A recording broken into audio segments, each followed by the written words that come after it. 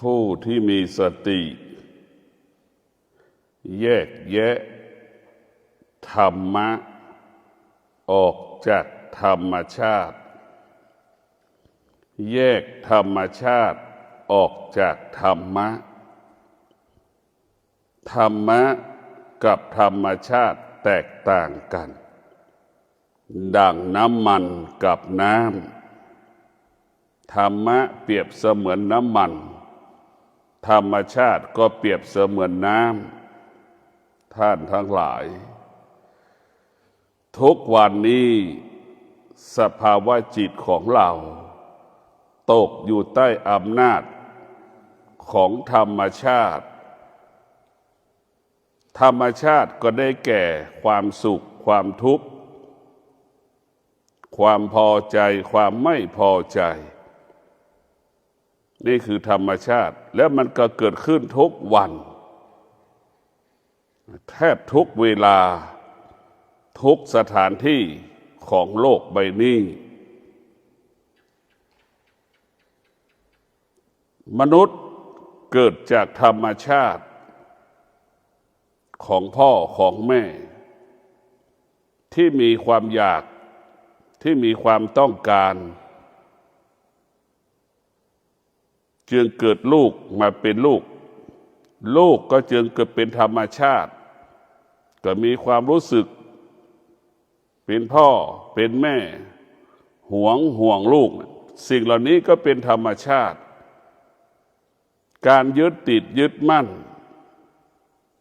ก็เป็นธรรมชาติของมนุษย์ธรรมะภาคปฏิบัติบอกสอนให้เรารู้ว่าธรรมะไม่เปลี่ยนแปลง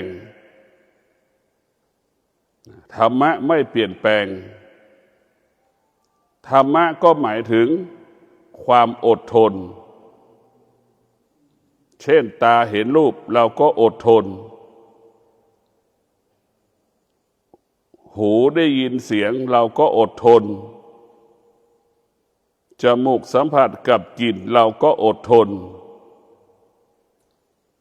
ลิ้นสัมผัสกับรสชาติอาหารผลไม้น้ำต่างๆเราก็อดทนกายเราสัมผัสของร้อนของเย็นของแข็งทิ่มกายหรือกายสัมผัสเราก็อดทนจิตมันรู้จิตมันเกิดอารมณ์เราก็อดทนไอ้ความอดทนจะไปควบคุมธรรมชาติความอดทนไปควบคุมธรรมชาติความอดทนไปควบคุมอารมณ์อันเป็นความโลภความโกรธความหลงไปควบคุมความอยากสารพัดความอยากที่มันปรากฏทางตาหูจมูกลิ้นกายใจท่านทั้งหลายธรรมะของพระพุทธเจ้าเป็นผู้ควบคุมธรรมชาติบุคคลที่มีธรรมชาติก็ยากจนเจอร้อนก็โอยเจอหนาวก็โอย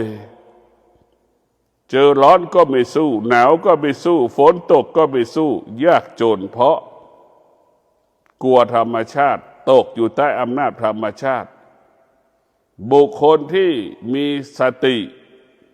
มีธรรมะก็คือมีความอดทนต่อฤดูร้อนต่อฤดูหนาวต่อฤดูฝนฝนจะตก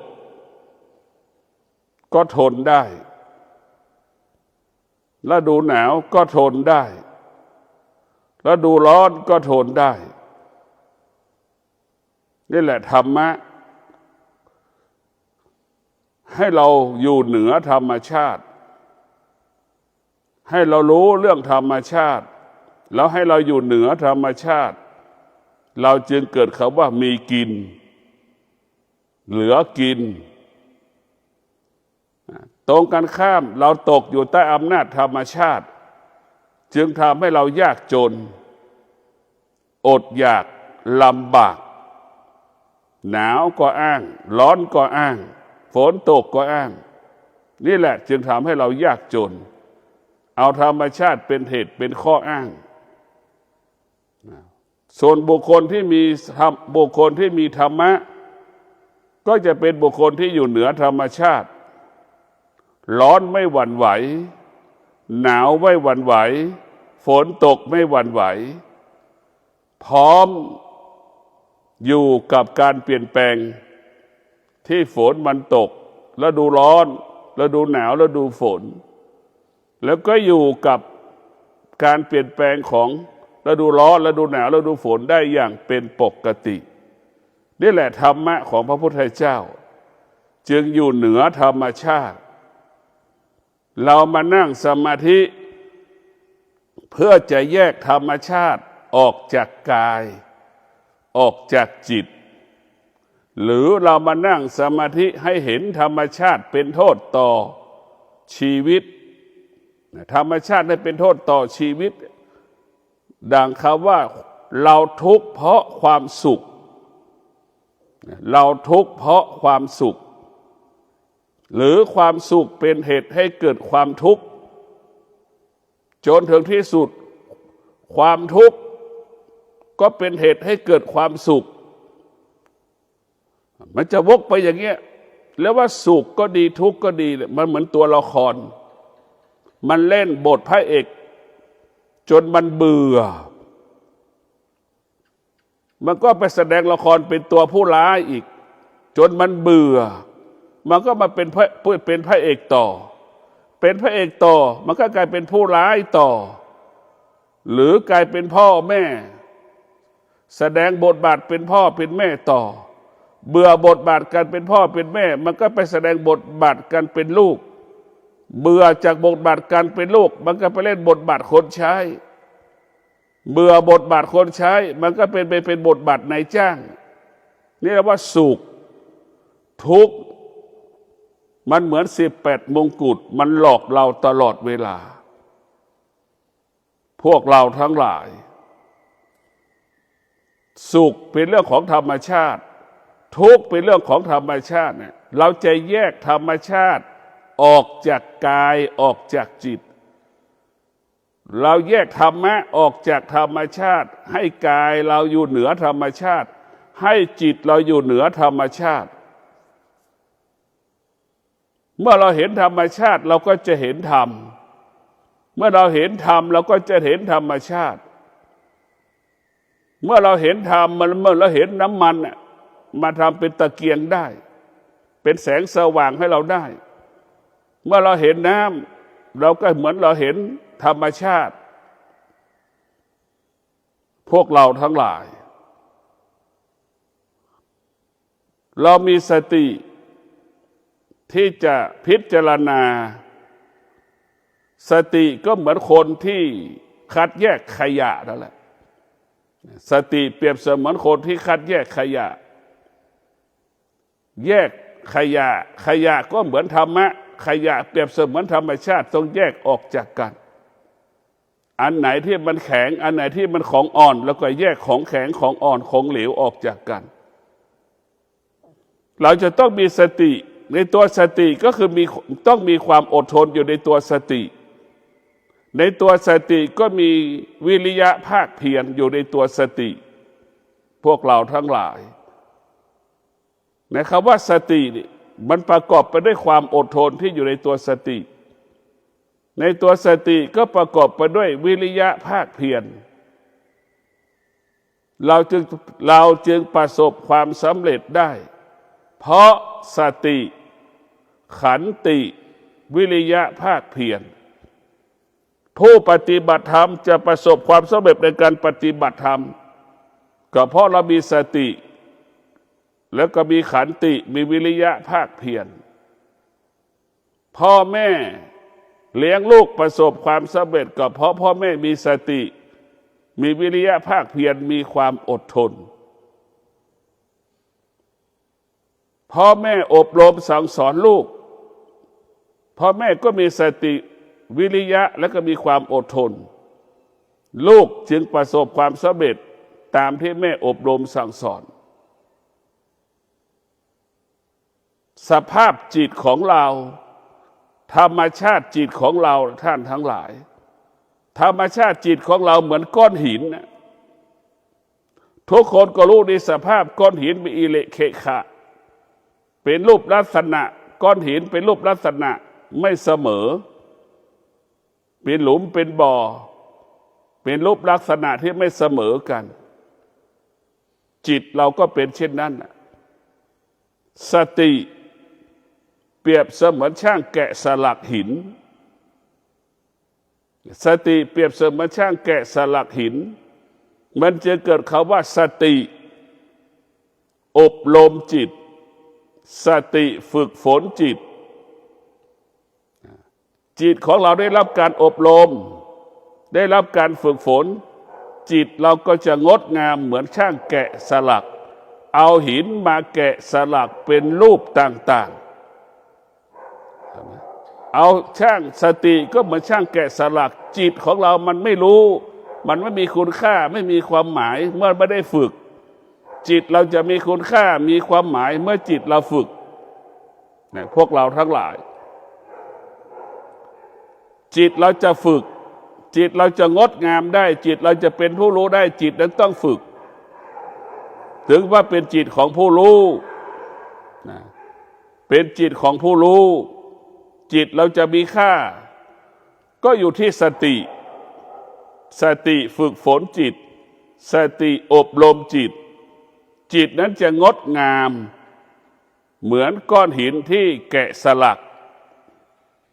เหมือนก้อนหินที่แกะสลักจิตเราก็จะมีค่าดังก้อนหินที่แกะสลักหากเราไม่ฝึกจิตจิตเราก็ไม่มีค่าเหมือนดังก้อนหินทั่วไปนะคนเหยียบคนย่ำนะพวกเราทั้งหลายตัวสตินี่สำคัญที่สุดเราจะเห็นได้ว่าจิตเดิมของเรามันเหมือนกันหมดเนี่ยเหมือนกับก้อนหินน่ะอิเละเคขะมีสูงมีต่ำมีขุดขุยไปหมดมันไม่เสมอจิตเราก็เป็นอารมณ์ของมันก็เป็นอย่างนั้นเมื่อจิตเราได้รับการฝึกฝนอบรมจิตของเราก็เหมือนก้อนหินที่เอามาแกะสลักเป็นวัตถุเป็นรูปพุทธรูปก็เป็นรูปที่มีค่ารูปต่างๆก็จะมีคุณค่ามีราคามีความหมายเพราะฉะนั้นพวกเราทั้งหลายเรามีสติแยกธรรมชาติเรามีสติที่จะแก้ไขให้ธรรมชาติออกจากกายเราออกจากจิตเราถึงแม้เราแยกไม่ได้เราก็มีสติรู้ธรรมชาติ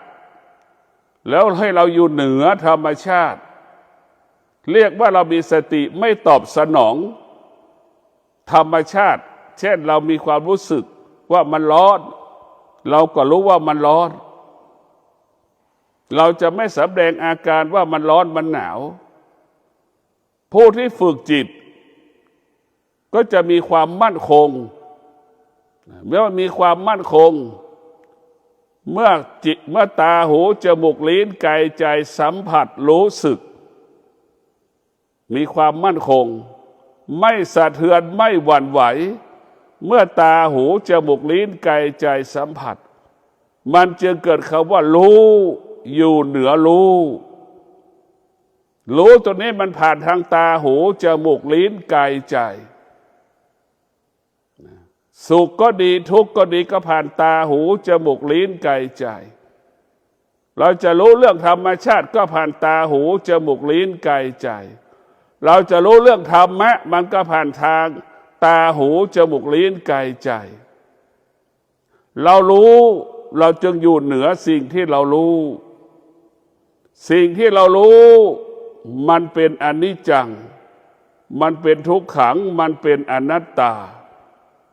สิ่งที่เรารู้มันเป็นอุปทานสิ่งที่เรารู้มันเป็นเวทนาเมื่อเรารู้เราก็ละสิ่งที่มันเป็นอนิจจังทุกขังอนัตตา เมื่อเรารู้เราก็ละสิ่งที่มันเป็นเวทนาและอุปทาน มันก็ไม่มีอะไรเรียกว่ามันก็ว่างจิตมันว่างก็เป็นเช่นนั้นมันก็เหมือนตะกร้าที่ไม่มีผ้าถ้าเรารู้แล้วเราไปตามรู้ก็เหมือนเราไปเอาเก็บผ้าแล้วมาไว้ใส่ในตะกร้านั่นแหละแล้วรู้แล้วไปตามรู้มันก็เหมือนผ้าในตะกร้าถ้าเรารู้แล้วไม่ตามรู้ก็เหมือนเราไม่ได้ตะกร้าไม่มีผ้าใส่ไม่มีวัตถุสิ่งของใดๆในตะกร้าจิตเราก็ว่างเหมือนตะกร้าปราศจากวัตถุสิ่งของต่างๆเป็นเช่นนั้นผู้ที่มีสติก็จะแสวงหาความสงบเห็นความสงบเป็นสิ่งที่เป็นประโยชน์ต่อกายและจิตกายของเราก็ต้องการความสงบกายของเราต้องการความสงบจิตของเราก็ต้องการความสงบถ้าความสงบทั้งกายทั้งจิตมันเป็นสิ่งที่มันต้องการมากที่สุดและเราก็รู้ว่าที่สุดและเราก็รู้ที่สุดแล้วความสงบมันยิ่งใหญ่กว่าความสุขที่สุดแล้วความสุขเปรียบเทียบกับความสงบไม่ได้เพราะความสุขเป็นธรรมชาติความสงบเป็นของธรรมะแต่พวกเราทั้งหลายความคิดเป็นเรื่องของธรรมชาติสมาธิเป็นเรื่องของธรรมะธรรมชาติจะเป็นของนอกกายธรรมะจะเป็นของที่อยู่ในกายเป็นของที่อยู่ในกายร่างกายของเราเนี่ยคือพระไตรปิฎกเป็นพระสูตรแล้วมาเป็นพระสูตรร่างกายของเราจิตของเราเหมือนผู้ศึกษาเรียนพระสูตรเหมือนอ่านพระไตรปิฎกเหมือนเราท่องสวดมนต์นั่นแหละพระสูตรต่างๆจิตของเราต้องอาศัยความอดทนจิตของเราต้องอาศัยวิริยะภาคเพียรเราถึงจะท่องพระสูตรนั้นๆได้ถึงจะท่องสูตรนั้นๆได้สำเร็จใครมีสมาธิมากใครมีความอดทนมากมีวิริยะเพียรมากก็สามารถท่องพระสูตรนั้นได้จดจำพระสูตรนั้นได้ฉันใดผู้ที่มีสติบำเพ็ญเพียรภาวนามีสติบำเพ็ญเพียรภาวนาใช้ความอดทนใช้วิริยะภาคเพียรเราก็สามารถ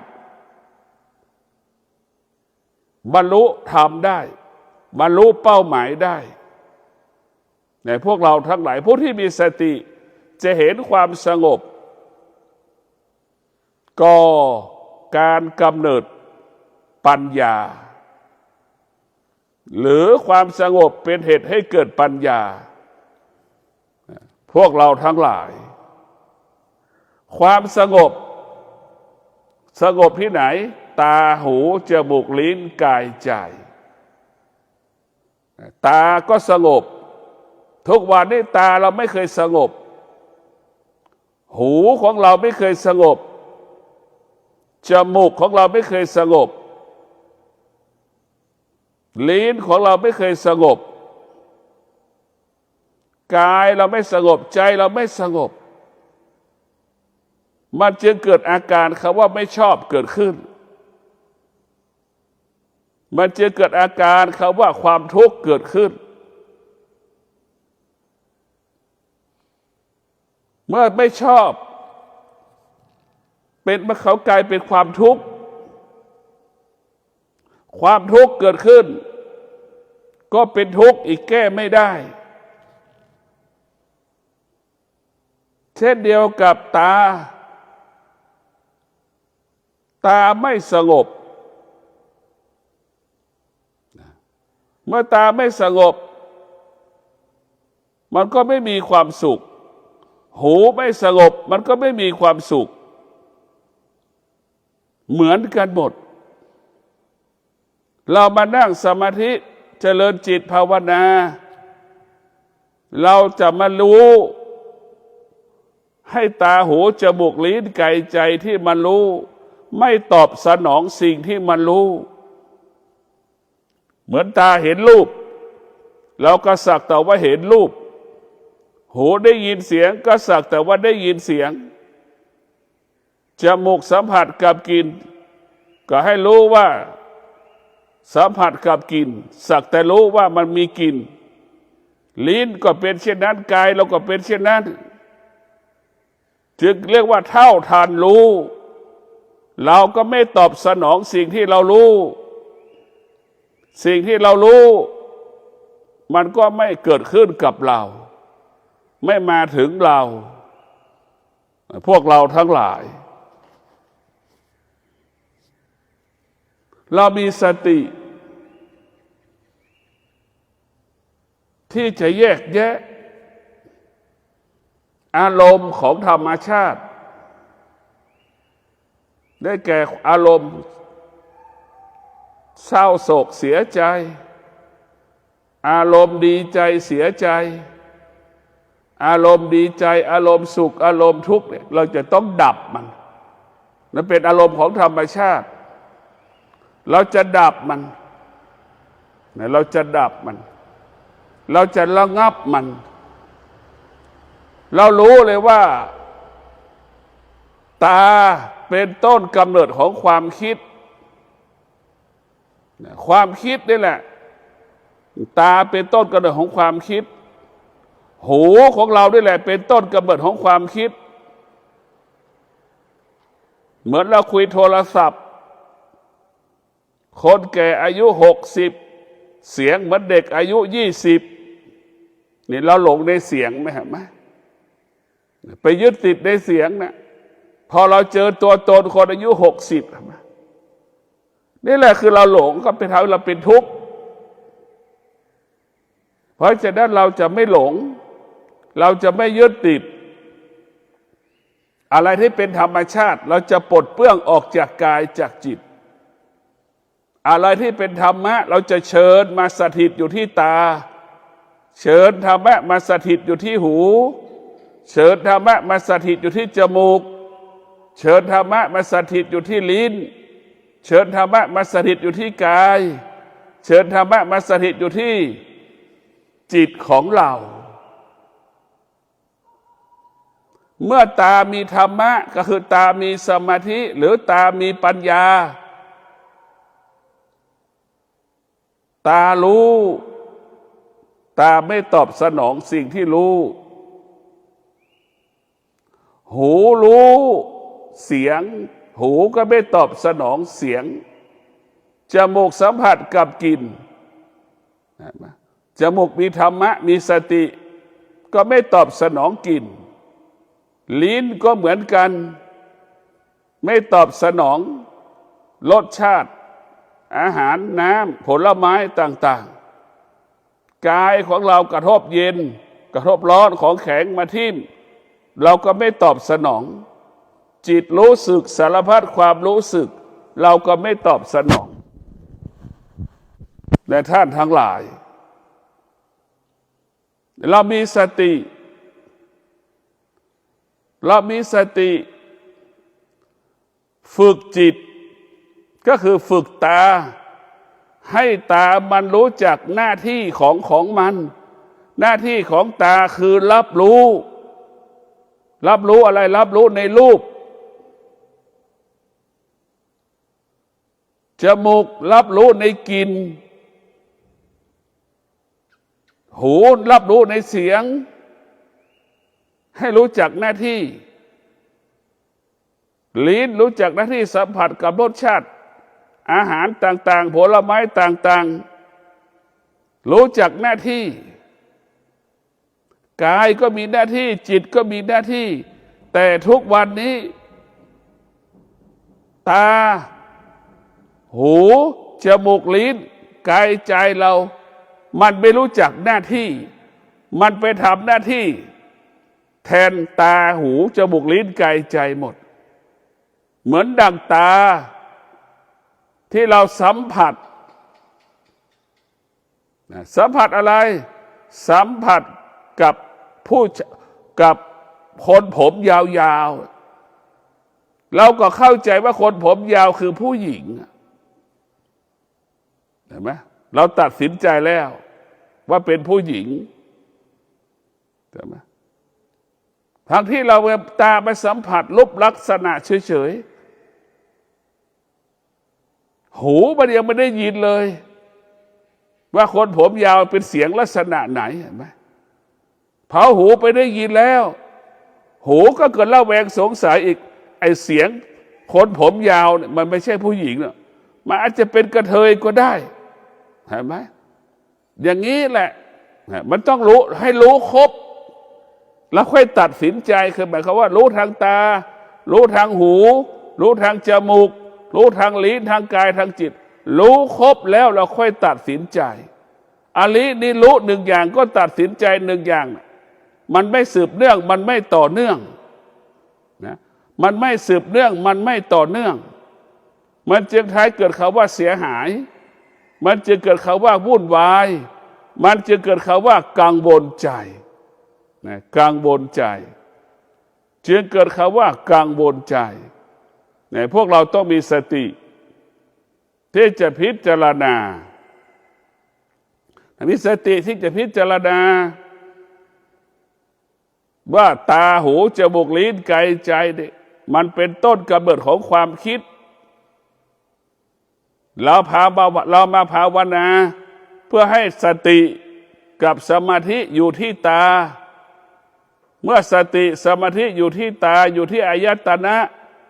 สติสมาธิจะไปควบคุมตาเมื่อตาเห็นรูปก็จะไม่ตัดสินใจให้โอกาสตารับรู้อย่างทั่วถึงหูสัมผัสกับเสียงสติสมาธิก็จะไปขยายผลที่หูมันรับรู้เรื่องเสียงจะไม่ด่วนตัดสินใจใดๆจมูกสัมผัสกับกลิ่นก็ให้มีสติสมาธิจะไปขยายผลในกลิ่นนั้นนะเหมือนกลิ่นของเหม็นเนี่ยเราก็ไม่รู้ว่ามันเป็นหนูหรือเป็นปลาที่มันเน่าแต่เรารู้ว่ามันเน่าจะกินเน่ากินเหม็นเฉยๆเพราะฉะนั้นเราจะต้องให้ตาเรียกว่าให้จมูกไปสัมผัสกับกลิ่นเราจะไม่ให้ตัดสินใจว่าเป็นหนูเป็นปลาเพราะตายังไม่เห็นนะเห็นไหม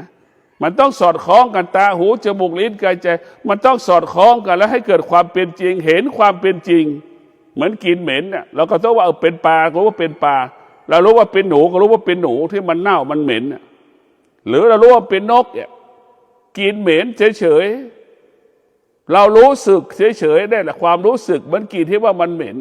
แต่เราไม่สามารถบอกแล้วว่ากินที่เหม็นเป็นปลาหรือเป็นหนูหรือเป็นนกที่มันเน่ามันตายเรายังไม่รู้ไอ้รู้ธรรมก็ดีก็เป็นเช่นนั้นแหละรู้ธรรมชาติก็เป็นเช่นนั้นรู้เฉยๆแต่เข้าไม่ถึงตัวรู้ดังที่รู้ว่ามันเน่ากินเหม็นแต่เราไม่รู้ว่าเป็นหนูไม่รู้ว่าเป็นนกไม่รู้ว่าเป็นปลารู้เฉยๆรู้แบบนั้นแหละไหนพวกเราต้องรู้แล้วก็ให้เข้าถึงสิ่งที่เรารู้แล้วก็ให้เข้าถึงสิ่งที่เรารู้เรียกว่ารู้ความจริงเข้าถึงความจริงและเราก็อยู่เหนือความจริงความจริงรู้ความจริงคือรู้เรื่องธรรมชาติมันเปลี่ยนแปลงมันไม่เที่ยงและเราก็อยู่เหนือความไม่เที่ยงกายของเราจิตของเรานี่แหละมันไม่เที่ยงกายของเรามันเกิดความเจ็บปวดจิตของมันเกิดความรู้สึกสารพัดความรู้สึกนี่เราจะต้องเอาสติไปควบคุมในตัวสติก็คือมีวิริยะอยู่ในตัวสติก็มีความอดทนอยู่มันจึงควบคุมได้พวกเราทั้งหลาย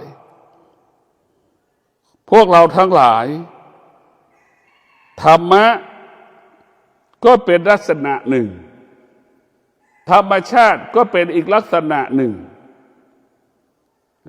เรียกว่าธรรมะไม่เปลี่ยนแปลงคงสภาพเดิมธรรมชาติเปลี่ยนแปลงไม่สามารถคงสภาพเดิมได้ดังร่างกายของเราวันนั้นในอดีตทุกคนผ่